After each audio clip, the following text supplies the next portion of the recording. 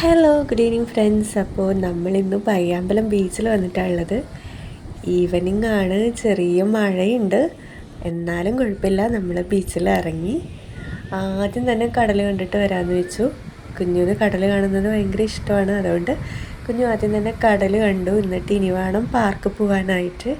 അപ്പോൾ കുറച്ച് നേരം കടൽ കണ്ടു. അങ്ങനെ നമ്മൾ പിന്നെ പയ്യാമ്പലം ബീച്ച് പാർക്ക് പോയി. ബീച്ച് പാർക്കിൽ നിന്ന് കുറച്ച് നേരം കളിച്ചു. അവിടെ കുറച്ച് റൈഡ്സൊക്കെ ഉണ്ട്.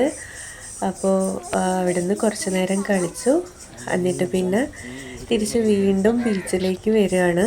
നല്ല രസമാണ് ഈവനിങ് ടൈമിൽ പയ്യാമ്പലം ബീച്ചിൽ ഇങ്ങനെ നടക്കാനായിട്ട്. അത്ര വെയിലും ഉണ്ടാവില്ല, നല്ല കാറ്റും ഒക്കെ ആയിട്ട് നല്ലൊരു അറ്റ്മോസ്ഫിയറാണ്.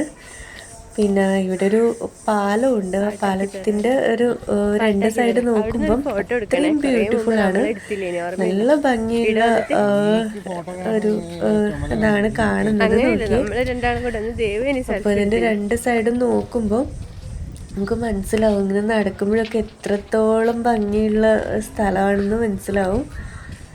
പിന്നെ നമ്മൾ അതൊക്കെ കണ്ടു നേരെ തിരിച്ച് കടലിലേക്ക് തന്നെ കാണാൻ വേണ്ടിയിട്ട് വരികയാണ്.